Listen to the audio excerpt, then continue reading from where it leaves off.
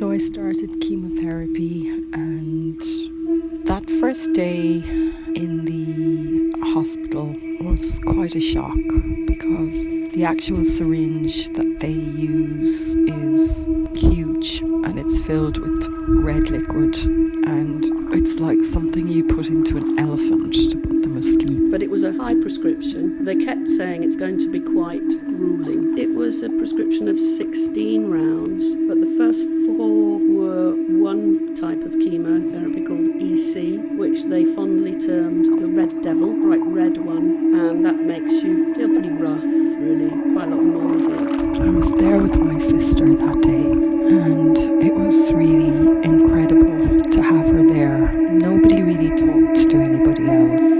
Everybody was quite silent, and they had to find a vein, which they did, and they hooked me up to a drip, which I would be then attached to for about 3 hours. And they have various solutions that they put through your body first before they actually inject the actual solution for the chemotherapy into the drip, into your body. Doing the chemo is pretty awful. I can't lie. That was a long, tough battle because I could not take to the chemo. The chemo was my main problem. From day one, I was getting violently sick to the point that I'd have to be admitted to hospital. I think I was supposed to have 20 rounds and we stopped at 16 because I just got a bit too ill. It really was an infinite loop, that it was 3-week cycles for a reason. You'd be zapped with chemotherapy and the body immediately goes into toxic shock. Almost worst side of it is that they give you a steroid each time.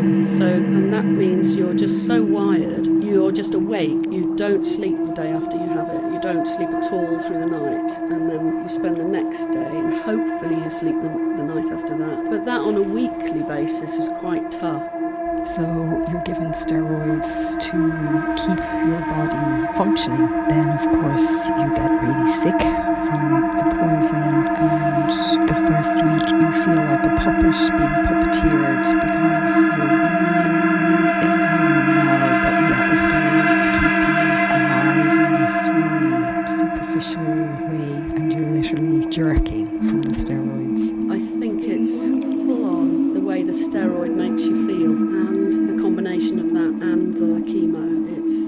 It's quite a roller coaster. I could nearly set my clock for 1 o'clock Friday. I knew it was kicking in then. The hell would start then for a few days. Mentally, it makes you go a bit crazy. But by the second session of chemo, I wasn't fit to walk. Very, very weak, very, very tired. Didn't want any communication really with anybody. Just wanted to be on my own because I found it too much hassle even nearly to talk to people. It just wiped me out completely. And then by the second week, your body starts to very slowly regenerate and recover. I could be brought under control very, very quickly, maybe in less than 12 hours. And the body is really amazing that way, because by the third week, you're actually feeling slightly better, and the body is working really hard to cure you. And then after week 3, your bloods are taken and you're zapped again. But they say the more effect it takes on you, the better it's working. I don't know. So it's this loop of absolute toxic shock and feeling really unwell, and then you start to feel a little bit better and you go back into the beginning stage again. And then after that, I had a weekly chemo called paclitaxel, which works in a slightly different way, and the side effects of that are much more sort of peripheral neuropathy. Towards the end of taking the chemotherapy, I was very weak and quite transparent. And I said, under no circumstances, it'll either kill me or cure me.